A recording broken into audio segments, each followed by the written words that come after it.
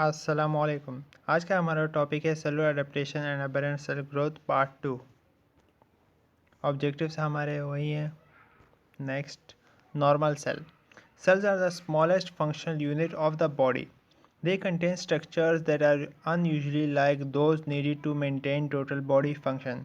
The nucleus is the control center for the cell.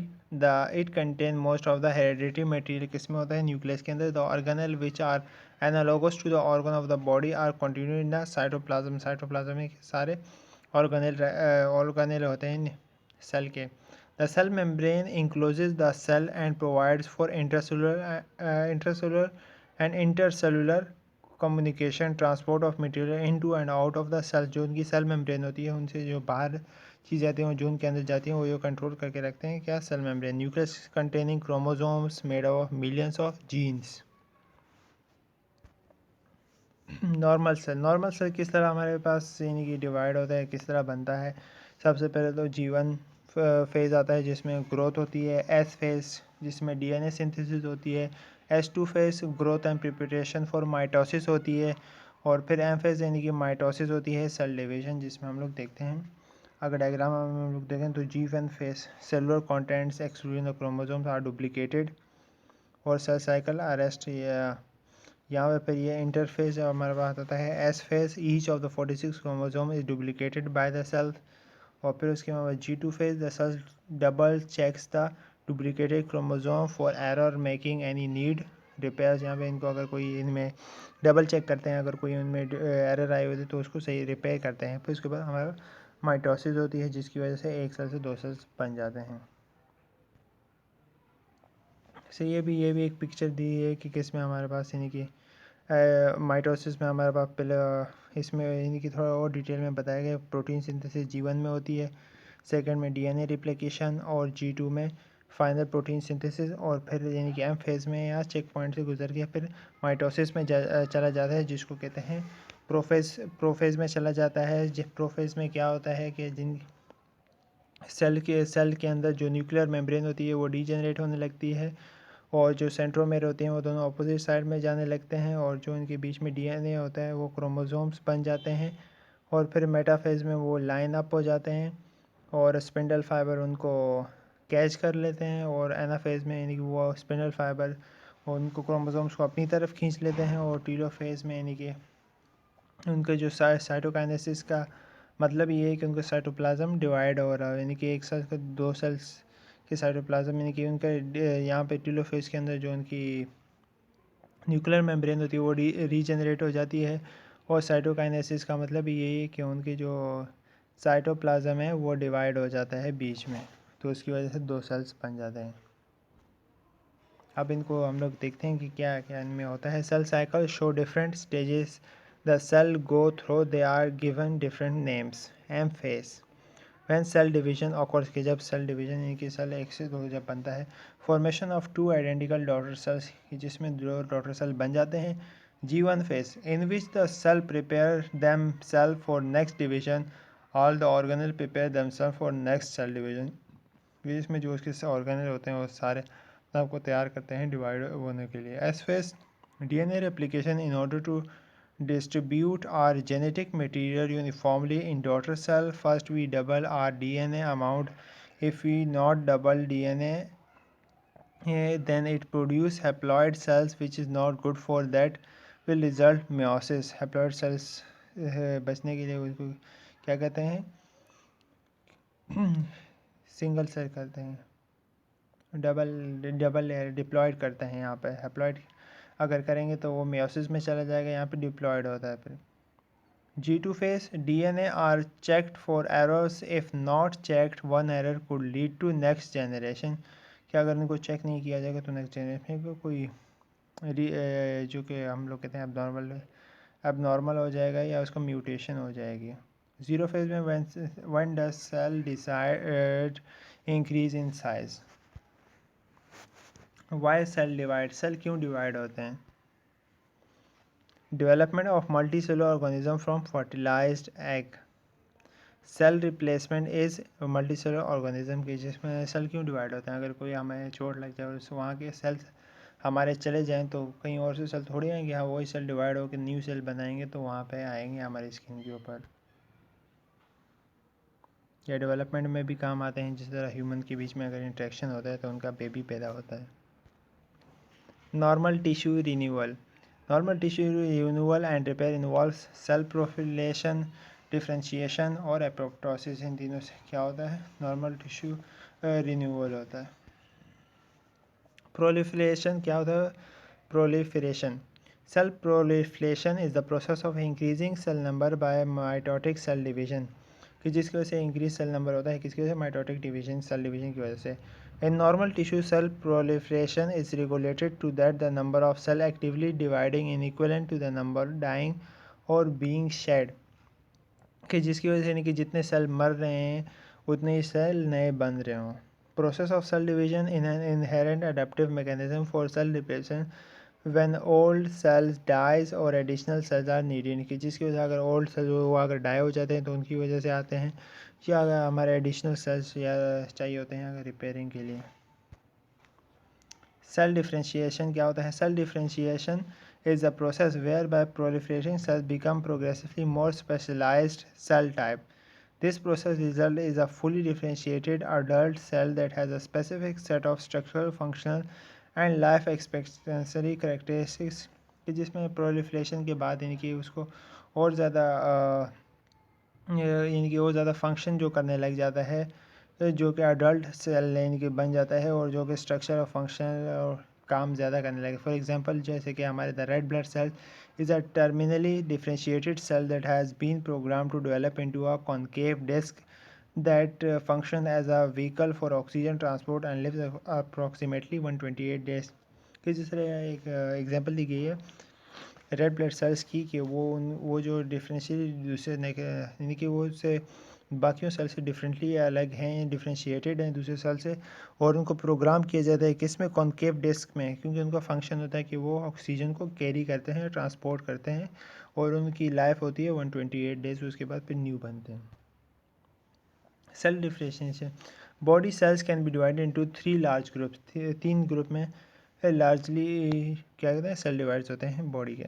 The well differentiated neurons and cells of skeletal and cardiac muscle that rarely divide and reproduce, जो हमारे इन neurons होते हैं या skeletal और cardiac muscles हैं, ये बहुत rarely divide होते हैं। सेकंड इज द प्रोजेनिटर और parent cell that continue to divide and reproduce such as blood cells, skin cells and liver cells, जो कि कंटिन्यू टू डिवाइड होते हैं। थर्ड क्या होता है? The third category of cells that are the undifferentiated stem cells that can be triggered to enter the cell cycle and producing large number of progenitor cells when the need arises, कि जो progenitor cells बनाते हैं कि जब ज़रूरत होगी तब वो काम आएंगे। Apoptosis. Apoptosis क्या? Apoptosis is a form of programmed cell that eliminates senescent cells which damage DNA or unwanted cells. Apoptosis क्या है? कि प्रोग्राम सेल डेथ या सेल्फ डिस्ट्रक्शन है, कि जिसकी वजह से अगर किसी का डीएनए डैमेज हो या अनवांटेड सेल्स हो, उनको एपोप्टोसिस के ज़रिए वो रिमूव हो जाते हैं, रिमूव किया जाता है उनको, उनकी जगह न्यू सेल फिर लाए जाते हैं। Protooncogene is the normal gene which causes cancerous when mutated. सही, एक नॉर्मल जीन होती है, लेकिन अगर इसके अंदर कोई जो कि अगर ये भी कैंसरस हो सकता है अगर इसमें कोई म्यूटेशन आ जाए। Mutated version of protooncogene is called oncogene. सही है, अगर इसमें कोई म्यूटेशन वगैरह आ जाती है तो उसको ऑन्कोजीन कहा जाएगा। फंक्शन ऑफ प्रोटोऑन्कोजीन क्या है? Provide signal that lead to cell division, ये सिग्नल प्रोवाइड करता है ताकि सेल डिवीजन हो। Regulate the program cell growth करवाता है। Regulation of normal cell growth की भी रेगुलेशन करवाता है। Important role in cellular differentiation में ये एक इम्पॉर्टेंट रोल अदा करता है। Oncogenes, however, typically exhibit increased production of these proteins, thus leading to increased cell division, decreased cell differentiation, and inhibition of cell death. Taken together, these phenotypes define cancer cells. See, जो कि increasingly divide होते जाते हैं, decrease cell differentiation और inhibit of cell death करते हैं, कि cell death भी नहीं करवा देते, यानी कि प्रोग्राम वगैरह इनके जो प्रोटो ऑन्कोजीन जो सारे काम कर रहा होता है ये सारे उनके काम को रोक देता है। Thus oncogenes are currently a major molecular target for a anti cancer drug design. इसमें हम लोग देखते हैं कि हमारा नॉर्मल सेल कार्सिनोजेनिक एजेंट आता है, डीएनए रिपेयर होता है, डीएनए जीन्स के नीचे हमारा फेलर ऑफ डीएनए रिपेयर होता है, तो activation of growth promoting oncogenes, inactivation of tumor suppressor genes, alternation in genes that control apoptosis, फिर unregulated cell differentiation and growth, malignant neoplasm हो जाता है। Carcinogenesis, the process by which carcinogenic agent cancer causing cause normal cell to become cancer cell is hypnotized to be a multi-step mechanism that can divide into 3 stages। यानी कि carcinogenesis क्या है कि जिसमें cell को हिप्नोटाइज करता है और उसको कैंसर सेल बना देता है। ये 3 तरीके होते हैं, 3 स्टेजेस होती हैं इनके डिवाइड के। इरिटेशन, ठीक है। इनिशिएशन क्या है?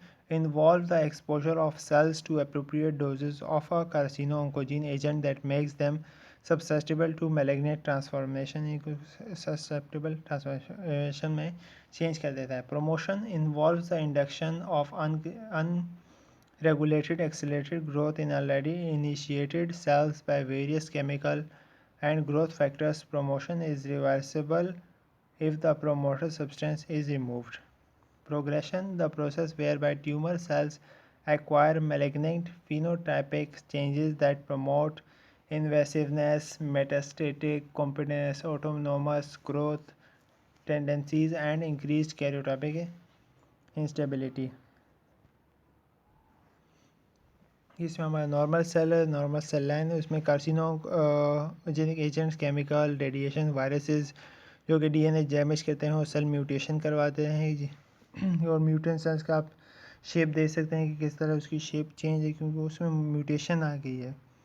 फिर इनिशिएशन, फिर प्रमोशन, फिर प्रोग्रेशन, जिसमें activation of oncogenes by promoter agents की, जिसकी वजह से जो म्यूटेटेड सेल्स होते हैं उनको ज़्यादा डिवाइड करवाते हैं और फिर वो आगे जाके मैलिग्नेंट ट्यूमर कॉज करवा देते हैं।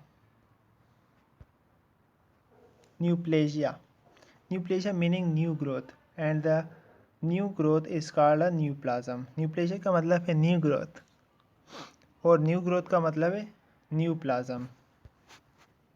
टाइप्स ऑफ न्यूप्लाज्म हमारे पास क्या है? Benign and malignant. बिनाइन क्या होता है? Benign tumour is defined as a usually harmful growth that does not spread और invade other tissues.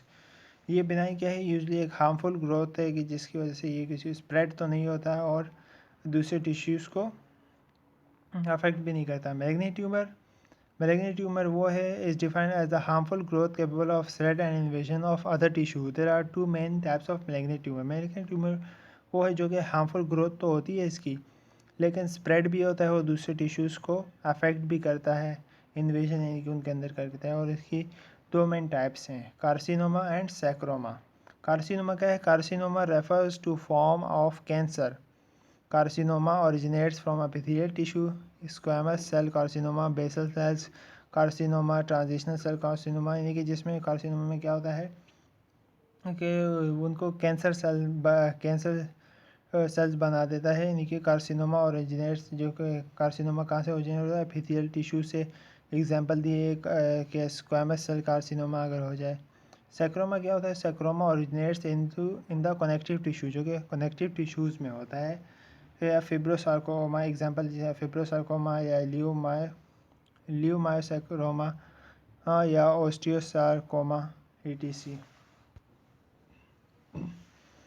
Characteristics of normal cell, malignant cell, जिसमें हम नॉर्मल सेल और मैलिग्नेंट सेल में क्या डिफरेंस है देखते हैं।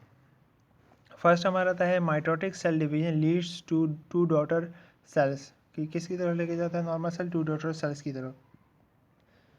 माइटोसिस लीड्स टू और में not resembles to parent cell, जिसे पेरेंट सेल से रिजेंबल नहीं होते या मिलेंगे नहीं।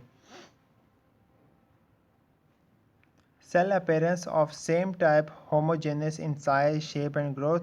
Cell larger, grow more rapidly, heterogeneous in size and shape, यानी कि उनकी साइज शेप एंड साइज यानी कि मैच नहीं होता, इरेगुलरली होते हैं। Uniform size to nucleus, large और मोर प्रोमिनेंट न्यूक्लियस इनका होता है मैलिग्नेंट ट्यूमर का। Well differentiated cell, lack of differentiated होता है इनका। Do not invade adjacent tissue, ये दूसरे टिश्यूज़ के अंदर नहीं जाता है। इन्वेड टू एडजेसेंट टिश्यू, ये दूसरे टिश्यूज़ के अंदर इन्वेड कर जाता है। ग्रोथ इन आइडियल कंडीशन, ये एक आइडियल कंडीशन की ग्रोथ होती है। Growth adverse condition such as lack of nutrients, से किसकी वजह से, लैक ऑफ न्यूट्रिएंट्स की वजह से एडवर्स ग्रोथ हो जाती है। स्टेबल सेल मेम्ब्रेन इनका होता है। और loss of control, loss of cell control as a result, cell membrane charge have specific and design function इनका होता है, स्पेसिफिक और डिज़ाइन फंक्शन होता है। सर्व नो यूजफुल फंक्शन, यानी कि मैलिग्नेंट का कोई सर्व फंक्शन नहीं होता है। Contribute to the overall well being of the host, do not contribute to well being of the host. Can not grow in necrosis और इन्फ्लेमेशन, ये नेक्रोसिस और इन्फ्लेमेशन में ग्रो नहीं करता। Growth in presence in necrosis and inflammation, और ये necrosis और inflammation में ग्रोथ प्रेजेंट होती है। अब आगे देखते हैं बिनाइन और मैलिग्नेंट सेल्स में क्या होते हैं। बिनाइन होते हैं वो ग्रो स्लोली करते हैं, मैलिग्नेंट ग्रो रैपिडली करते हैं, यानी कि तेज़ी से ग्रोथ करते हैं। Grow by enlarging and expanding, always remain localised, यानी कि लोकलाइज एक ही जगह पर रहते हैं। और जो मैलिग्नेंट है वो grow by infiltrating surrounding tissue, जो कि दूसरे टिश्यूज़ के अंदर भी जाके ग्रोथ कर रहा होता है, यानी कि स्प्रेड होता है दूसरे टिश्यूज़ के अंदर। यूजली वेल डिफ्रेंशिएटेड सेल का होता है मैलिग्नेंट, बिनाइन का। यूजली अनडिफ्रेंशिएटेड सेल्स होता है मैलिग्नेंट सेल्स का। Recurrence extremely unusually when surgically removed, recurrence होती है यूजली न्यू आ जाता है। Recurrence is common following by the surgery because tumours are spread into surrounding tissue, और ये सर्जरी की वजह से भी यानी कि नहीं होता, क्योंकि इसकी जो स्प्रेड है वो दूसरे सेल और टिश्यूज़ के अंदर भी स्प्रेड हो जाता है। मेटास्टेसिस नेवर ऑकर, मेटास्टेसिस में कभी नहीं होती। और मैलिग्नेंट सेल्स में metastasis is very common. No harmful to the host until obstructions of vital science, always harmful to the host. Benign जो होता है वो हार्मफुल नहीं होता होस्ट के लिए, जब तक कि कोई कुछ ऑब्स्ट्रक्शन नहीं आ जाती वाइटल ऑर्गन्स में। और मैलिग्नेंट ट्यूमर हार्मफुल होता है। Prognosis is very good, tumour generally remove surgically, जो ट्यूमर होता है वो सर्जिकली रिमूव करने के बाद फिर नहीं आता। और वह इसमें क्या होता है, मैलिग्नेंट में वेट लॉस होता है, एनीमिया, आयरन, इनकी आयरन डेफिशिएंसी होगी, and wasting in positive. Poor prognosis if cells are poorly differentiated. Predisposing factors इसके क्या होते हैं। Heredity, a hereditary predisposition to approximately 50 type of cancer has been observed in families.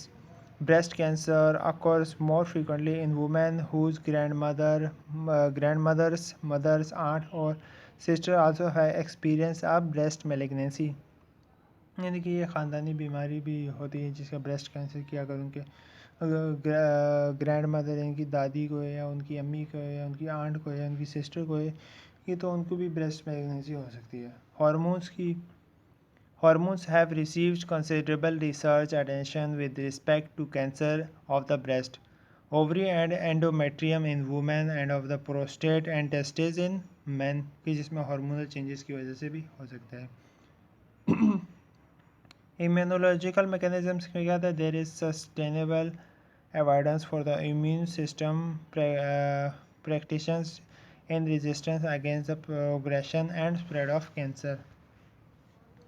Chemical agents, the chemical carcinomas thought to cause the cancer in the human due to close and prolonged contact, and persons who are affected usually are the workers in the industries where the chemical are used, cigarette, asbestos and uranium, इनकी chemical agents की वजह से भी हो सकती है। Radiations की वजह से, आयनाइजिंग रेडिएशंस, रेडॉन, यूरेनियम की वजह से, ultraviolet radiations, sun rays contain ultraviolet rays that can alter the DNA structure, DNA structure को ख़राब कर सकता है।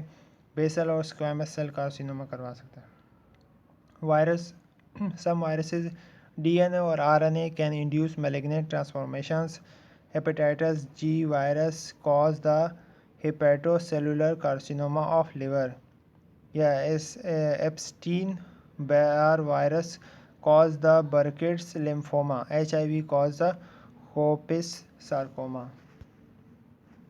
TNM system TNM staging system क्या है? It is the system that classifies the various cancer into different anatomical forms, its regional lymph node involvement and distant metastasis, जिसकी वजह से रीजनल लिम्फ नोड की लिम्फ नोड के lymph node जो उसके साथ होती है या डिस्टेंट जो उसके ऑर्गन होते हैं। The TNM staging system for all solid tumors was devised by Peridinox। पेरिडिनॉक्स ने कि ये दिया था क्या TNM। TNM के T से क्या होता है? Describe the size of the tumour, कि ट्यूमर का साइज़ कितना है। T से क्या डिस्क्राइब होता है कि उसका साइज़ कितना है।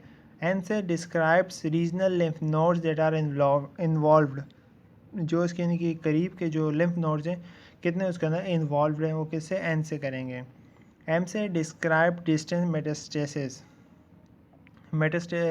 डिस्टेंट मेटास्टेसिस का मतलब spread of cancer from one body part two another, कि एक बॉडी पार्ट से दूसरे बॉडी पार्ट में कैंसर ट्रांसफ़र हुआ कि नहीं। TNM स्टैगिंग सिस्टम, टी से कि मैंने बताया साइज और direct extent of the primary tumor. TX हम लोग लिखे हैं tumor can not be adequately assessed, tumor assess नहीं हो सकता। TIS कार्सिनोमा इन स्टिमुलस, या TO no evidence science of tumor. फिर नेक्स्ट हमारा T1 T2 T3 T4 size and और extension of the primary tumor. T1 क्या होता है कि ट्यूमर इसका है लेस देन 2 मिलीमीटर, और T2 में जो होता है ट्यूमर होता है greater than 2 millimetre, less than greater than 20 millimetre but less than 50 millimetre. और T3 में ट्यूमर हमारा साइज होता है ग्रेटर देन 50 मिलीमीटर। और T4 में होता है tumour of any size to the chest wall और स्किन, कि वो चेस्ट वॉल और स्किन पर हो, किसी भी साइज का हो।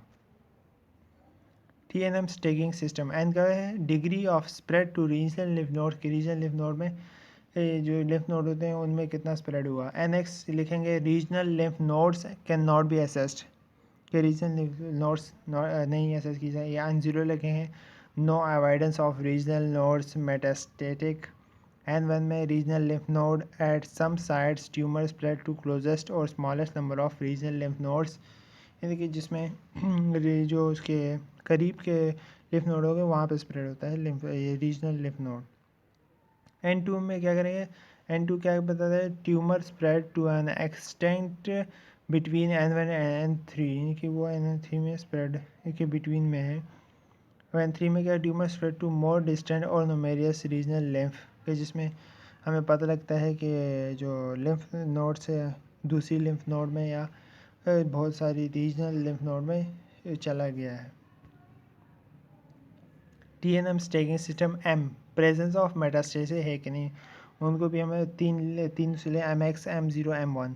MX का मतलब metastasis not assess, metastasis not assessed, कि उसको असेस नहीं किया जा सकता है, असेस नहीं किया गया, नहीं किया जा सकता। M0 नो डिस्टेंट मेटास्टेसिस, यानी कि कोई उसको मेटास्टेसिस नहीं हुई। M1 metastasis to distant organs beyond regional lymph nodes. Thank you. Hope you like it.